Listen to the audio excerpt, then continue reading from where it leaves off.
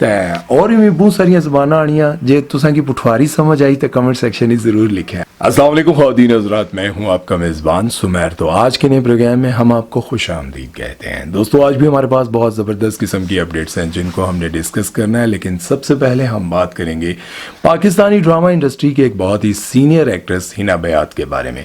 हिना बयात वैसे मुझे ज़ाती तौर पर बहुत अच्छी लगती हैं क्योंकि वो बहुत सारे ऐसे इशूज़ पर आवाज़ उठाती रहती हैं जिन पर बहुत सारे लोग खामोशी इख्तियार कर जाते हैं, लोग आवाज़ नहीं उठाते इसलिए कि कहीं किसी मुसीबत में ना पड़ जाएं। लेकिन हिना बयात बहुत ही ना डर किस्म की एक्ट्रेस हैं, बहुत सारे इश्यूज पर आवाज़ उठाती हैं, लेकिन आजकल उन पर बहुत ज़्यादा तनकीद हो रही है क्योंकि वो लंदन गई हुई थी और लंदन के रोडों पर वो डांस कर रही थी। लोगों ने उन पर इसलिए तनकीद की कि एक तो रमज़ान, ऊपर से आपको अपनी उम्र का भी ख्याल नहीं और लंदन के रोडों पर जाकर आपने ठुमके लगाने शुरू कर दिए। हुआ कुछ यूं, जब ये लंदन गई तो लंदन में रोड के ऊपर एक इंडियन सिंगर है या पाकिस्तानी सिंगर है, वो गाना गा रहे थे और उन्होंने देखा कि हिना बयात आ गई हैं। तो हिना बयात ने कहा कि उन्होंने मुझे इनवाइट किया और उन्होंने एक गाना, वो जो गाना नहीं है पूरा लंदन ठुमकता, अब इस गाने पर हिना बयात ने ठुमके लगाने शुरू कर दिए और उन्होंने ठीक ठाक ठुमके लगाए। जब वो वीडियो वायरल हुआ तो लोगों ने उन पर शदीद तनकीद की कि एक तो रमज़ान, दूसरा आप इतनी समझदार हैं, आपकी एज, आपकी उम्र, और उसके साथ साथ आपको इसका भी ख्याल नहीं है कि आप रमज़ान में वो भी लंदन में जाकर रोडों के ऊपर ठुमके लगा रही हैं। खैर इसके जवाब में उन्होंने ये कहा कि उस बंदे ने मुझे पहचान लिया था तो मैंने हमदर्दी के तौर पर कि यार रोड पर गा रहा है तो मैं इसको थोड़ा सा क्या कहते हैं मोटिवेशन के तौर पर इसके गाने पर थोड़ा ठुमके लगा देती हूँ। मैं ये अपने अल्फाज इस्तेमाल कर रहा हूँ, मतलब उन्होंने कहा कि मैंने सिर्फ उसकी मोटिवेशन के लिए, उसकी खुशी के लिए ये सब काम किए। आपको याद होगा आज से कुछ दिन पहले की बात है, यशमा गिल की बहन की शादी थी। हानिया आमिर और बाकी जितनी भी एक्ट्रेस थी उन्होंने डांस किया तो उनकी जो चोली है, ये जो शर्ट होती है आजकल, ये बहुत छोटी हो गई है, क्या कहते हैं चोली कहते हैं ना, तो ये बहुत छोटी हो गई है। तो इस पर उन्होंने आवाज़ उठाई थी और कहा था हिना बयात ने कि कमीज़ नाम की भी कोई चीज़ हुआ करती थी और मेरा ख्याल है आज की जितनी भी यंगस्टर्स एक्ट्रेस हैं वो ये सारी बातें भूल गई हैं, वो कमीज़ पहनती ही नहीं है और ये रिवाज बड़ा अजीब सा आ गया। आप सबको पता है कि बहुत छोटी सी कमीज़, चाहे वो शोबिज़ इंडस्ट्री से रिलेटेड एक्ट्रेस हों या फिर आम घरों की लड़कियां, वो ये सब पहनने लगी हैं तो बहुत बुरा लगता है। बहरहाल उन्होंने इसके खिलाफ आवाज़ उठाई थी तो लोगों ने इनको बड़ा अप्रिशिएट किया था कि अपनी ही फील्ड के लोगों को आपने तनकीद का निशाना बनाया, उनको समझाने की कोशिश की। खैर जब बहुत सारी एक्ट्रेस इनसे नाराज़ होने लगी तो उन्होंने यू टर्न भी ले लिया था।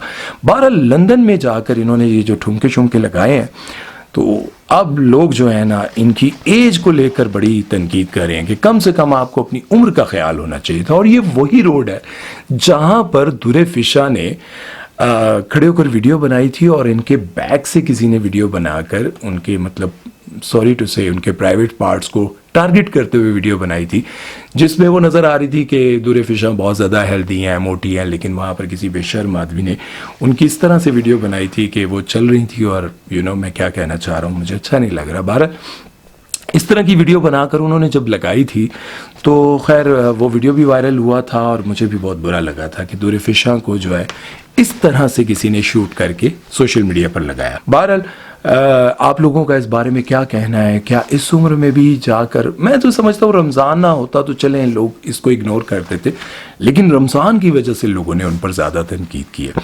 इस बारे में आप लोगों की क्या राय है? कमेंट सेक्शन में ज़रूर दीजिएगा, बताइएगा कि खैर थी या नहीं थी। चलते हैं नेक्स्ट खबर की तरफ, वो बात करते हैं पाकिस्तान के साबका क्रिकेटर कैप्टन सरफराज अहमद के बारे में। सरफराज अहमद को जवेरिया सऊद ने अपने प्रोग्राम में बुलाया और एक कॉलर ने कॉल करके कहा कि हम देखते हैं कि जब भी आप किसी भी बड़े इवेंट पर जाते थे, मतलब किसी भी बड़े टूर्नामेंट में जाते थे और जब आपके सामने इंग्लिश बोली जाती थी तो आप घबरा जाते थे। तो इंटरव्यू जब होते होंगे तो ये काफी, मतलब मैं देखता हूँ कि इंग्लिश जब आती है ना ये घबरा जाते हैं। अब जाहिर है यार, एक बंदे को इंग्लिश ना आती हो तो वो इंग्लिश बोलने की कोशिश करो, पहले तो बोलना तो बहुत दूर की बात है, वो समझ ही नहीं पा रहा होता कि ये बंदा क्या कह रहा है। ठीक है, वो समझ ही नहीं रहा होता और जब वो समझ जाता है तो फिर उसको ये लाले पड़ जाते हैं कि इसका जवाब कैसे दूं। ठीक है, और उन्होंने कहा कि हम देखते थे कि आप जब भी इंग्लिश कोई बोलता था तो आप घबरा जाते थे। तो इसकी जवाब में जवेरिया साउद ने कहा, दुनिया भर में हम जहां भी जाते हैं, चाहे वो तुर्की हो, चाइना हो, जापान हो, पेरिस हो, किसी भी जगह पर हम जाते हैं तो वो लोग ये कहते हैं कि हमसे हमारी जुबान में बात करो। उन लोगों को बुरा लगता है जब हम उनसे इंग्लिश में बात करते हैं। तो आपको पता है चीन कितना बड़ा मुल्क है इस वक्त, मेरा ख्याल है कि सुपर पावर वही है, लेकिन वो जहां भी जाते हैं वो अपनी जुबान में बात करते हैं। लेकिन हमारे लोग इतने ज्यादा एहसास कमतरी का शिकार हो चुके हैं कि उनको लगता है जो इंग्लिश बोल सकता है वही पढ़ा लिखा है और वही मतलब एक कामयाब इंसान है। बहुत सारे लोगों को इंग्लिश नहीं आती। और आपको पता है क्रिकेटर्स को इंग्लिश क्यों नहीं आती? उसकी वजह यह है कि ज्यादातर जितने भी क्रिकेटर्स हैं ना, वो गरीब घरानों से ताल्लुक रखते थे। उनमें आप देखें जितने भी क्रिकेटर्स हैं वो 5वीं 6ठी 7वीं से क्रिकेट खेलना शुरू करते हैं, सीखना शुरू करते हैं। अब जब उनको अंडर 16 अंडर 17 में मौका मिलता है, क्योंकि मैं अंडर 19 तक खेला हूं, मुझे पता है कितनी स्ट्रगल करनी पड़ती है। जब आप अंडर 19 तक पहुंचते हैं तो आपकी पढ़ाई से सब कुछ रह जाता है। आप सबको याद होगा इंजमाम हमारे एक पुराने क्रिकेटर थे, उनकी इंग्लिश को लेकर भी इसी तरह से बहुत ज्यादा मजाक उड़ाया जाता था, बहुत ज्यादा उन पर मीम्स बनती थी, उनको इंग्लिश नहीं बोलने आती थी। अभी एजाज असलम ने भी एक पॉडकास्ट में कहा कि हमारे जो कैप्टन है रिजवान अहमद, उनकी इंग्लिश का बहुत ज्यादा इंडिया में मजाक उड़ाया गया, उनकी इंग्लिश को लेकर बहुत ज्यादा डिस्कशन हुई, वहां पर इनका बहुत ज्यादा मजाक उड़ाया गया। तो भाई जब आपको इंग्लिश नहीं आती तो आप आवाम के सामने ट्राइयां करते क्यों हो? आप अपनी उर्दू जुबान में बात कर लो। और इसमें वाकई कोई शक नहीं, आपको नहीं आती वो इंग्लिश में बात करें, आप उर्दू में जवाब दें। जरूरी तो नहीं है ना भाई कि आपको सारी जुबानें आती हूं। अब अगर आप देखें, हमारी पाकिस्तानी एक एक्ट्रेस हैं जिनका नाम है हुमायमा मलिक। हुमायमा मलिक खुद बताती हैं कि मुझे इंग्लिश नहीं आती थी, लेकिन वक्त के साथ जब मैंने देखा कि अब मैं कामयाब हो गई हूं, मुझे काम मिलने लग गया, तो मैंने इंग्लिश सीखी। मिस मीरा जी को देखें, उनको इंग्लिश अभी तक उन्होंने मेरा हाल है पाकिस्तान के सबसे बेहतरीन टीचर रखे होंगे, हले भी वो गलतियां कर जाते हैं, लेकिन वो सीख रहे हैं। इंग्लिश में बात करना उनको लगता है बहुत जरूरी है। भाई इंग्लिश में बात करते रहेंगे तो तभी हमारी पर्सनालिटी दूसरे के आगे जो है ना वो उस पर असरअंदाज होगी। मुझे लगता है कि ये इंग्लिश वाला जो मामला है ना, ये लोगों के ऊपर ऐसे सवार हो गया कि बस नहीं आती तो भाई ये समझ से बाहर है। बहरहाल इस तरह से कॉल करके किसी को उसकी इंसल्ट करना कि आपको इंग्लिश नहीं आती, आप इंग्लिश सुनते हुए घबरा जाते हैं, मुझे लगता है कि ये बहुत ही गलत तरीका है कि किसी को इस तरह से टारगेट करना। और दूसरा, आप सबको पता है कि उनके जो तोतलापन है सरफराज अहमद का, उस पर भी बहुत ज्यादा मीम्स बनती थी, उनके तोतलेपन पर भी। और आपको पता है हमारे माजी के क्रिकेटर थे, वो भी कराची से ताल्लुक रखते थे, जावेद मियादाद, वो भी सेम इसी तरह से बोला करते थे और दोनों को कंपेयर किया जाता है, दोनों की मीम्स बनाई जाती हैं। तो खैर वो तो चलें, मिमिक्री करना और बात है, लेकिन किसी पर तनकीद करना, उसका मजाक उड़ाना, ये बड़ी गलत चीज है। बहरहाल इस बारे में आप लोगों की क्या राय है कमेंट सेक्शन में जरूर बताइएगा। मैं नीचे से जरा खबरें उठा लूं और फिर आपको बताता हूं कि नेक्स्ट खबर हमारे पास क्या है जी। नेक्स्ट खबर है हमारे पास उशना शाह के हवाले से। लड़कियों के लिए ये खबर बहुत ज़रूरी है, बहुत अहम खबर है, क्योंकि लड़कियां जो अपना बोटॉक्स वगैरह करवाती हैं, अपने डार्क सर्कल छुपवाती हैं कि यार ये छुप जाएं किसी तरह से, तो उशना शाह कहती हैं कि मुझे ना नींद नहीं आती थी, मैं 2 घंटे ज़्यादा से ज़्यादा सो पाती थी, मैं ज़्यादा देर नहीं सो पाती थी। तो मैं एक डॉक्टर के पास गई, एस्थेटिक क्या कहते हैं, एस्थेटिक क्लिनिक होता है ना वो, मैंने भी इंग्लिश नहीं आती यार। तो वो कहती हैं कि वहाँ मैं गई तो उन्होंने कहा कि यहाँ पे फिलर करवा लें, ये ठीक हो जाएंगे। तो मैंने करवा लिए। वो 4-5 महीने बड़े ज़बरदस्त रहे। मेरे बहुत ज़्यादा थे डार्क सर्कल, मेरे भी हैं, मैं आपको बताता हूँ। तो वो कहती हैं कि मैंने वो फिलर करवा लिए तो वो बहुत ज़बरदस्त रहे, लेकिन 3-4 महीने के बाद जब वो ख़त्म हुए तो मैं जिस सैलून में जाती थी वहाँ पर फेशियल वेशियल जो भी अपने बाल छल सेट करवाने के लिए, तो जब मैं वहाँ गई तो उन्होंने कहा कि ये दोबारा करवा लें, ये तो बहुत हम अच्छे कर लेते हैं। तो मैंने कहा कर दो भाई। उन्होंने जब किए तो मेरी आंखें सूज कर इतनी हो गई, इतनी आंखें मेरी सूज गई। तो मैंने उनको कहा ये क्या हो गया? तो उन्होंने कहा कोई बात नहीं, आप मसाज करें यहाँ पर, ये ठीक हो जाएंगे। तो जब मैंने मसाज करना शुरू किया तो वो और ज़्यादा ख़राब हो गई। यहाँ पर इतने ज़्यादा वो निशान पड़ गए कि वो परमानेंट रह गए। अब ना तो वो निशान जा सकते हैं और फिर मुझे वो फिलर निकलवाने पड़े। वो मैंने निकलवाए तब जाके मैं ठीक हुई और उसके बाद मैंने तौबा कर ली। उन्होंने फिलर्स किए, मुझे इतना गंदा रिएक्शन हुआ कि मेरी आंखें यहाँ तक सूज गई या मुझे हमेशा के लिए अब यहाँ स्कार्स पड़ चुके हैं। तो जो मेरे ओरिजिनल डार्क सर्कल्स हैं वो पहले से भी बुरे हो गए और मैं जिंदगी में कभी अब फिलर्स विलर्स ना लगवाऊं। अब यहाँ पर सीखने की बात क्या है? सीखने की बात यह है कि बहुत सारी एक्ट्रेस ये करवाती हैं, बहुत सारी लड़कियां नॉर्मल से किसी भी क्लिनिक पे जाकर ये सब कुछ करवाने लग जाती हैं। तो याद रखें कि अगर साइड इफेक्ट हो गया तो आपको बहुत बड़ा नुकसान होगा। अगर आपने ये सब कुछ करवाना है और आपको शौक है तो फिर आप किसी बड़े क्लिनिक पे जाएं, ऑथेंटिक लोगों के पास जाएं ताकि आप ये अपने ठीक करवा सकें। अच्छा, मुझे भी बहुत सारे लोग कहते हैं जब मुझे आमतौर पे बाहर कोई मिलता है, अभी मैं कल गया हुआ था दामने को, वहाँ पर मुझे कुछ लोग मिले, लड़कियाँ मिली, तो कहने लगी वहाँ कैमरे में तो आपके डार्क सर्कल नज़र नहीं आते और ये वो यूँ देख कर लग रहा है। एक लड़की ने मुझे कहा लगता है आप सिगरेट बहुत पीते हैं या फिर आप बहुत ज़्यादा बोल्ड थी। तो मैंने उन्हें कहा ना मैं सिगरेट पीता हूँ ना मैं चाय तक नहीं पीता, बाकी सारे मामला तो बहुत दूर की बात है, मैं चाय तक नहीं पीता, सिगरेट भी नहीं पीता। ये इसलिए है क्योंकि मैं रात को बहुत देर तक जागता हूँ और काफ़ी अरसे तक जागता रहा। मैं कुछ 4 महीने मुझे सही से नींद नहीं आती थी। एक देखिए, हर इंसान की ज़िंदगी में ना अप्स एंड डाउन आते हैं, अच्छे बुरे वक्त ज़िंदगी का हिस्सा है। तो एक ऐसा वक्त आया था जिसमें मैं कुछ 4 महीने प्रॉपर सो नहीं पाया था, तो ये डार्क सर्कल इतने ऐसे बन गए।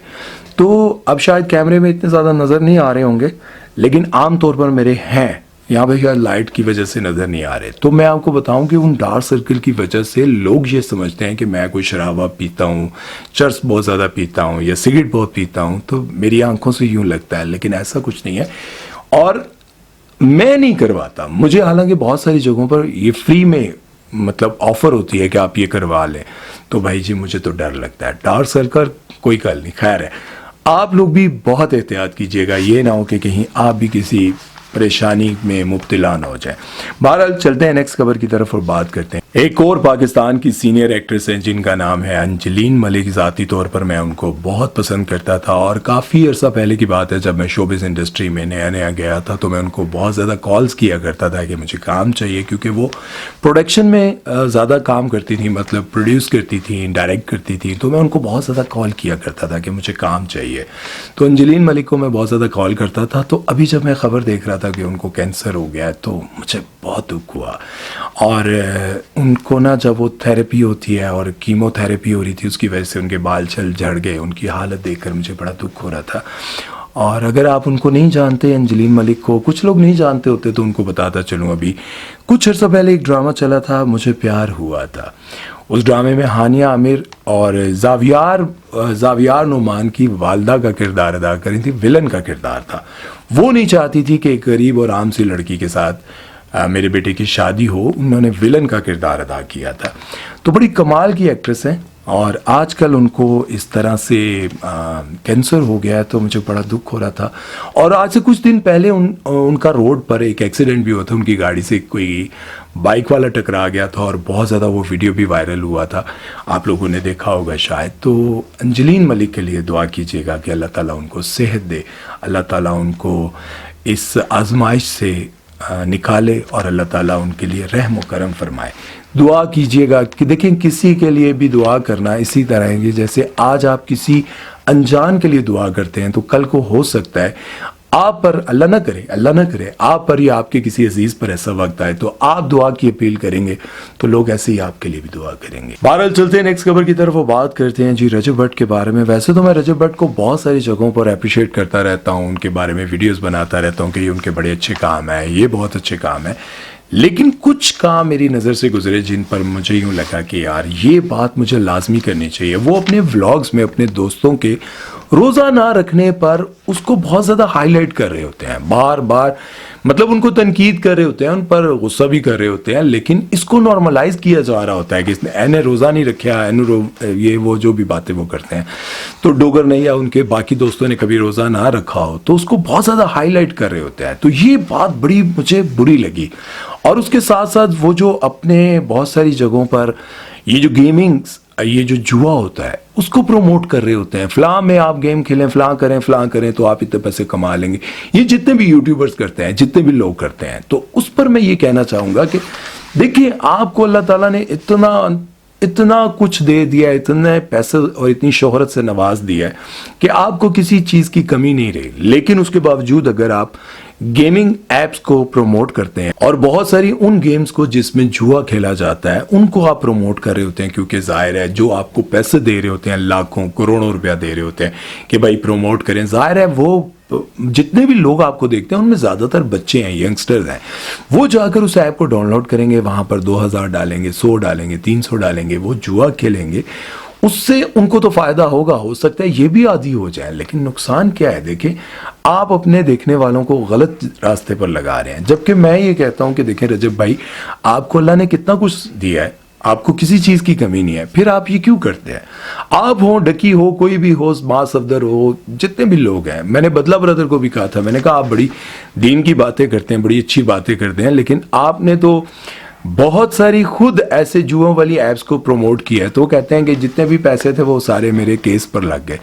देखें, केस पर लग तो गए, लेकिन आपने प्रमोट तो किया है ना। आपने जितनी भी गेमिंग एप्स को प्रमोट किया वो मैंने एक बार किया होगा शायद, लेकिन जब मुझे किसी ने बताया कि ये जुआ है, भाई मेरे इंस्टा पर मेरा हाल है हजारों की तादाद में मैसेजेस पड़े होंगे कि भाई ये ऐप है, हमने करना है। मैंने कहा भाई ये जुआ है, इसमें आप वो लगाते हैं पैसा, सट्टा शट्टा लगाते हैं? उनका हाँ। मैंने कहा मैं नहीं करता भाई, इतने ले लें, इतने ले लें। अगर मैं बहुत कम भी, देखें मेरे फॉलोअर्स और मेरे सब्सक्राइबर के हिसाब से, अगर मुझे बहुत कम भी कोई दे तो 50-60 हज़ार रुपया एक प्रमोशन का तो दे ही देता है ना। अगर उनको लाखों मिलते हैं तो मुझे 50-60 हज़ार तो मिल ही जाएगा ना भाई। तो अगर मैं महीने में 5-10 लोगों को इसी तरह से प्रमोट करता हूँ, 5-10 लोगों की गेमिंग ऐप को इसी तरह से प्रमोट करूँ, तो मैं महीने का 3-4 लाख रुपया आराम से कमा सकता हूँ। ठीक है, और मेरी जरूरत के मुताबिक 3-4 लाख रुपए बहुत थे यार, मैं बहुत सारे काम कर सकता था। लेकिन अल्लाह को हाजिर नाजिर जानकर कहता हूँ, मेरा दिल नहीं मानता। इसलिए नहीं मानता कि यार ये हराम है, ये गलत है। ठीक है, ऑलरेडी हम बहुत सारे गुनाह कर रहे हैं, ऊपर से और लोगों को भी इस गलत काम में डालें, उनके भी नुकसान करें सिर्फ अपने 50-60 हज़ार रुपए के लिए या लाख रुपए के लिए। तो मैं ये सब नहीं करता। बहरहाल आप लोगों का इस बारे में क्या कहना है? और रजब भाई को मैं यही कहूँगा कि रजब भट्ट साहब ਤੁਹਾਨੂੰ ਇਹ ਕੰਮ नहीं करने चाहिए। ਤੁਹਾਡੇ ਕੋਲ किस चीज़ की कमी है यार? जहाज़ ਤੁਸੀਂ ਲੈ ਲਿਆ, ਹੁਣ ਤੁਸੀਂ ਹੈਲੀਕਾਪਟਰ ਵੀ ਲੈ ਲੋਗੇ, ਟਰਾਲਾ ਵੀ ਲੈ ਲੋਗੇ, ਸਾਰੀਆਂ ਚੀਜ਼ਾਂ ਲੈ ਲੋਗੇ। ਫਿਰ ਵੀ ਅਗਰ ਤੁਸੀਂ ਆਪਣੇ ਵੇਖਣ ਵਾਲਿਆਂ ਨੂੰ ਇਹ ਸਾਰੇ ਕੰਮਾਂ ਤੇ ਲਾਓ तो पाजी यह गल्ला सही नहीं है, बिल्कुल ठीक नहीं है। तो पुठवारी में अगर बात करें तो पुठवार से देखने वाले लोगों को मैं कहूँगा तुसां भी अगर इन्हें की तकड़े हो तो तुसां की अगर ये गल्लां नहीं चंगियां लगनियां तो तुसां तले लिखिया करो रजब भाई ये अजे पुठे काम लोगों की ना लाओ। ठीक है, तो और भी बहुत सारिया जबाना आनियां जे तुसां की पुठवारी समझ आई तो कमेंट सेक्शन ही जरूर लिखा है। अपना बहुत सारा ख्याल रखा है तो मी दुआ याद रखा है। तुसां ना सोहना वीर भरा सुमैर चौधरी, इजाजत मंगना, अल्लाह हाफिज।